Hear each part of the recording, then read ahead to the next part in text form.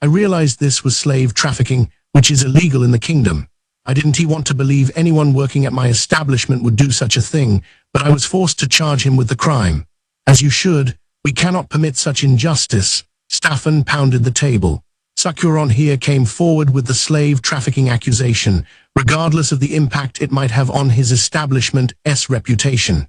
He earned the title of a model citizen. Staffan sprayed a bit of spit as he spoke, and Sakuron bowed. Thank you, Mr. Hivish. What is this farce? Sebas thought as he got his brain working. He was sure the two before him were in collusion, which meant they had undoubtedly done a good amount of preparation before coming to attack. His defeat seemed imminent. So how could he get through this with the least harm caused? Conversely, what constituted his victory conditions?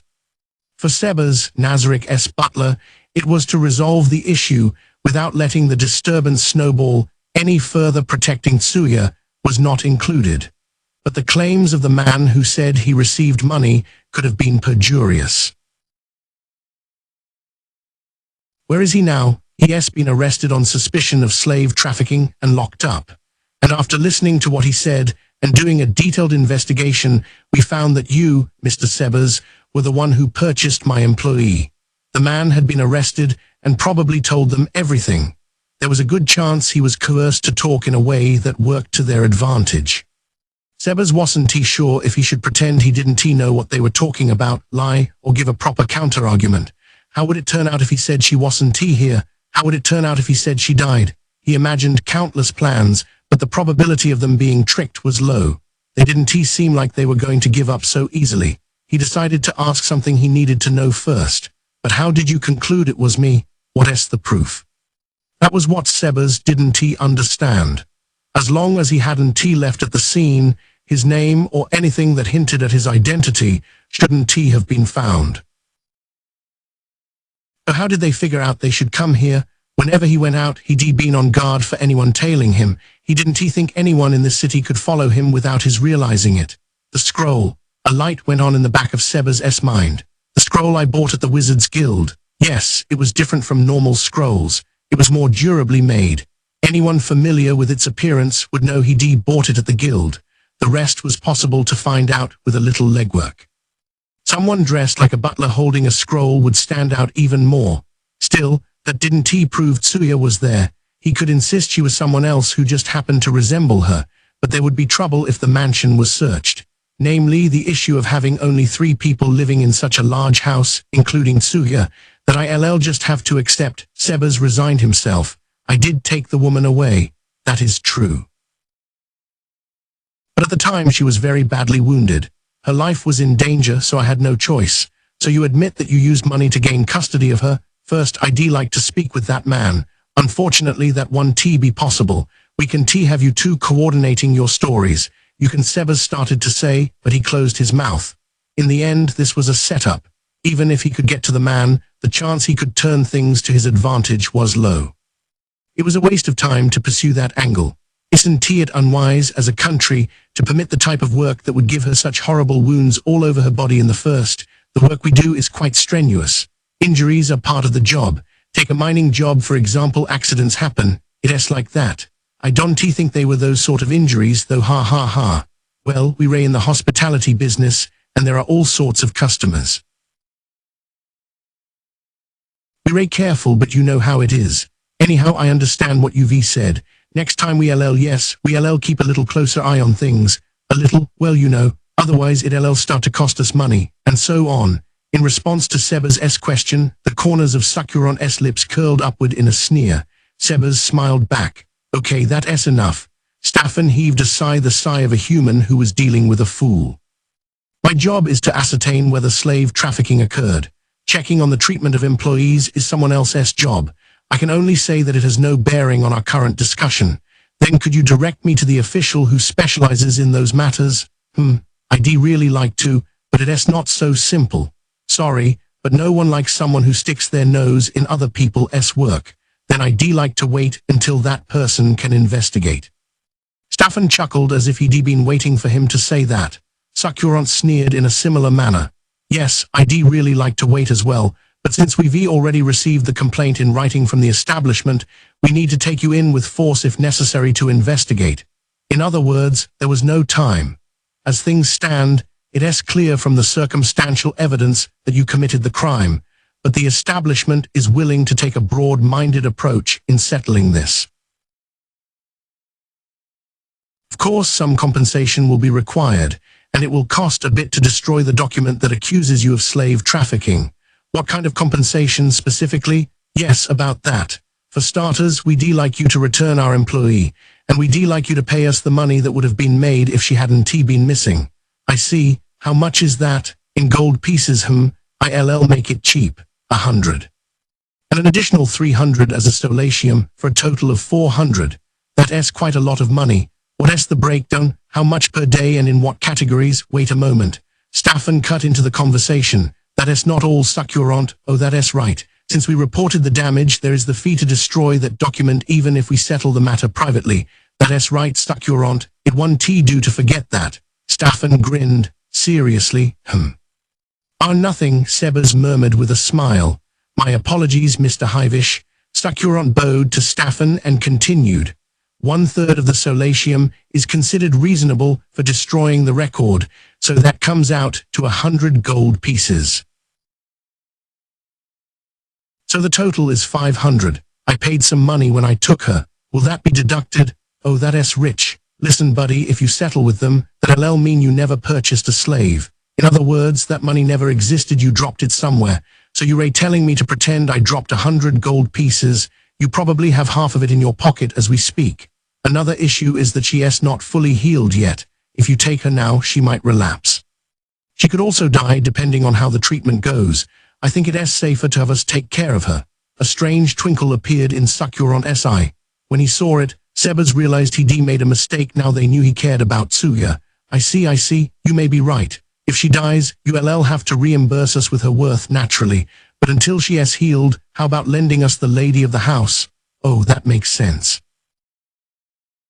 If you create a vacancy, you should fill it. The lust was plain on Staffan's grinning face. He was probably imagining someone naked. Sebas's smile disappeared, leaving him expressionless. Succulent probably wasn't being serious, but if he found an opening, he would force himself in. Sebas could see that because he slipped and revealed his attachment to Tsuya, there was a chance this would blow up even worse. It be problematic if you get too greedy.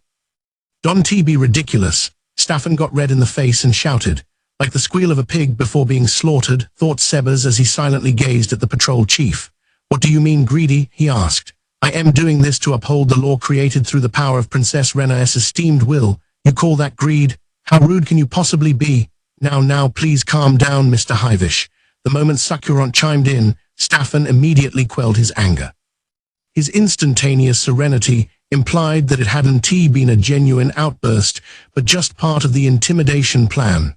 What a horrible actor, Sebas whispered in his head. But Succulent, Mr. Hivish, I think we've said everything we can say for now. I'd like to return the day after tomorrow to hear Sebas's decision. Is that fine with you, Mr. Sebas? Yes. With that, the conversation ended. Sebas escorted the men to the entryway. He saw them off. Succulent, the last one to leave, smiled at Sebas and offered a parting thought. Someone said I owe that former concubine some thanks. I never imagined someone slated for disposal would lay a golden egg. The door closed with a bang. Sebas watched them go, as if the door was see-through. There wasn't a particular emotion on his face. He had his usual calm expression, but deep in his eyes was something vivid and intense. It was anger, no, the emotion couldn't be described with such a simple word. Fury and rage were more appropriate. Succulent had spoken the truth as he left to inform Sebas that all avenues of escape were blocked. He was convinced he'd won. It was a solution. Why don't you come out? At Sebas's suggestion, she slunk out of the shadows and showed herself. She'd been using an assassin-class skill to melt into the darkness. You were listening to our conversation, right? His question was meant only as confirmation. Solution nodded, of course. So what will you do now, Master Sebas? Sebas couldn't answer immediately. In response to his silence, Solution directed a cold gaze his way. Shall we turn over that human and be done with it? I don't think that will resolve the issue. And why is that? If we show weakness, they'll come to suck the marrow from our bones. That is the type of humans they are. I don't think handing over Tsuya will fix this. The problem is how they investigating us and how much they've found out.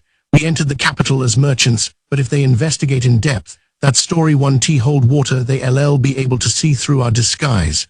Then what will you do? I don't know. I think I'd like to take a stroll outside and think about it. Sebas pushed open the front door and began to walk.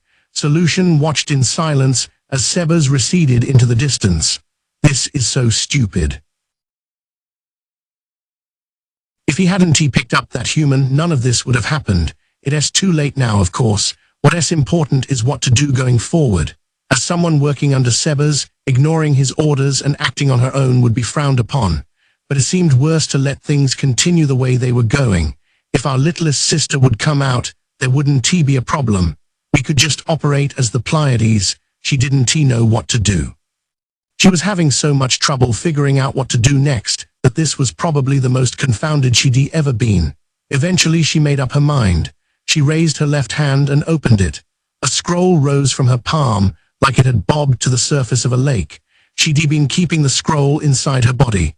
Originally, it had been given to her to use for communication in case of an impending crisis. Due to Demiurge's research, their prospects for low-tier scroll creation were now fine, but back when Solution was dispatched, they hadn't been. So this message scroll was designated for emergency use only. She judged that this was a situation in which she should use the scroll. She unrolled it and unleashed the spell it contained. The scroll scattered to pieces that turned to ashes. Before they could fall to the ground, they had completely disappeared. As the spell took effect, Solution sensed herself connecting to the other person with something that felt like string. She spoke. Lord Aints, are you there? Solution, what in the world is it? If you're contacting me, it must be some sort of emergency. Yes. She paused for just a moment. She hesitated due to her loyalty to Sebas. She wondered if she hadn't simply misunderstood. But her faithfulness to Lord Aints won over. And although they should be acting in order to maximize the gains of the 41 supreme beings, Sebas's current actions could be interpreted as contravening that. That was why she wanted to get their master's opinion. It is possible that Sebas is a traitor. What? Arg. How could that be? Ahem. Quit joking around, Solution. I 1T stand for such claims without proof. Do you have any? Chapter 4 Congregated Men 13 Late Fire Moon September 4 1 a.m. The exhaustion that had built inside Brain hit him all at once. From the moment he entered Gazef's house, he slept deeply for almost an entire day. When he woke up, he ate a light meal and fell asleep again. He didn't want to admit it, but he could rest so well inside Gazef's house because he felt safe. He knew that if Sholtir attacked, that monster would easily defeat even Gazef. But still, being at his one-time rival's house, which seemed like the securest place in the world to him, relaxed Brain in a way that allowed for this much unguarded rest. Light slanted through the shutters onto Brain's face. The sunlight shone through his eyelids and woke him from a sleep so deep he didn't even dream. After he opened his eyes, he squinted in the bright sun and held up a hand to block a ray. Sitting up on the bed, he hurriedly took in his surroundings like a baby mouse. The plain room contained only the bare minimum of furniture. The gear he'd been wearing was piled in one corner. So this is the room the captain of the Royal Select offers his guests, huh? He commented snarkily at the empty room. Relieved no one was around, he stretched. His joints popped audibly. His stiff muscles relaxed, and his circulation improved. He let out a big yawn. He must have one of his men stay over now and then. This room is probably a letdown. The reason nobles lived showy lives wasn't only because they were fond of luxury. It was to keep up appearances. Likewise, if a rank-and-file soldier's superior lived in a splendidly furnished environment, it would spur him on to apply himself in pursuing promotions. I guess it's none of my business, Brain grumbled. Then he snickered not at Gazef, but at himself. If he was capable of considering such trivial things, perhaps he had healed a little from the two great shocks his mind had suffered. He remembered the image of that powerful monster and couldn't keep his hands from shaking. Yeah, the fear clinging to his psyche wouldn't come off so easily. Sholtir bloodfallen, an absolute power that even Brain Unglaus, who had sacrificed everything he had to study the blade, couldn't begin to approach. A monster among monsters possessed all the beauty in the world, or so it seemed. She had true strength, Just remembering her summoned a fear that permeated his entire body. He had been on the run in the capital with almost no sleep or rest, a slave to the terror that the monster would come after him. He kept moving, never getting enough rest. He worried that she would show up while he was sleeping, or slink out of the darkness as he ran down the road at night. He had thought to flee to the capital because he believed he would be harder to find in a place with lots of people. But he hadn't anticipated that the punishing psychological exhaustion of his fugitive lifestyle would find him wishing for death. He hadn't anticipated running into Gazef either. Or did the faint hope that Gazef could do something unconsciously point his feet in the captain's direction? He didn't know. He had nothing. He opened his hands and they contained nothing. He glanced at the pile of gear in the corner. He saw the katana he had acquired to wrench victory from Gazef Stronov's grip. But what would be the point in beating him, now that he knew of a power infinitely greater than them both? What significance did their low-level competitions have? Plowing fields probably would have been more meaningful. As he mocked himself, he sensed someone standing outside the door. "Anglaus, seems like you ray up." The voice belonged to the master of the house. "Yes, Stronov, I am awake." The door opened wide and Gazef walked in. He was fully outfitted. "You really slept, huh? I am surprised how well you rested." "Yeah, thanks for letting me have a good break. I feel bad." "No worries, but I have to head to the castle for now. When I get back, tell me what happened to you. It's an awful story, though. You might end up like me. Still, I can not hear it. If we talk over drinks, I should be able to handle it. Until then, make yourself at home. If you want some food, just let the help know. They should feed you. And if you're going out into the city, do you have any money?" "No, but if it comes to it, I'll just sell some of my items." He held up his ringed hand so Gazef could see it. "Are you sure? Those are pretty valuable, aren't they?" "Yeah, it's fine." He had obtained them to defeat Gazef in the first place. What purpose was there in treasuring them now that he knew all his efforts were pointless? Well, sometimes you can sell expensive items so easily. It might take time for the buyer to get their money together. Take this. Gazef took out a small cloth pouch. When he put it in Brain's hand, there was a clinking sound of metal on metal. "Ah, well, thanks. I'll borrow this then." 23 Late Fire Moon, September 10:31 a.m. Sebas walked, wondering what to do about the 5 men who had been tailing him ever since he left the house. He wasn't going anywhere in particular. He set out believing that getting moving would change his mood and help him find a good idea. After a little while, he saw a crowd of people in the road up ahead. There were voices that could be described as neither shouts nor laughs, and the sound of something being struck.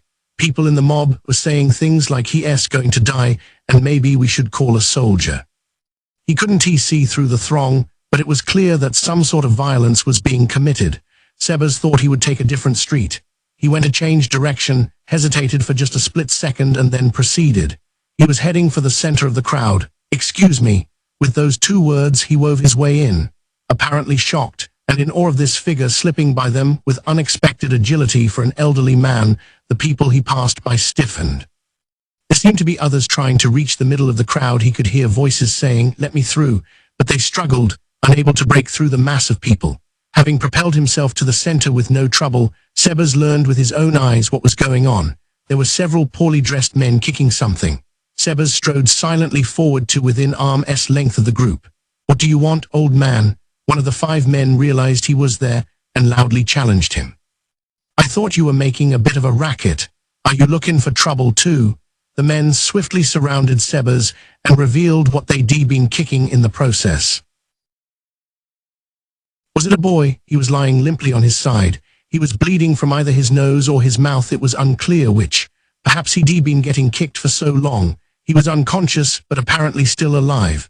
Sebas stared down the men. Their bodies and breath reeked of booze, and their faces were red from something other than exercise. "You drunk, so you can keep yourselves from turning violent?" Sebas asked with a blank expression. "I don't know what started all this, but how about you leave it at that?" "Huh, this kid's food stained my shirt. I am not about to let him off the hook." One man pointed to something. There was a faint stain on the shirt. However, these men's clothes were all grungy anyway, considering that the spot was barely visible. Sebas looked at the one who seemed like the leader of the 5 young men. The butler had the senses of a distinguished warrior.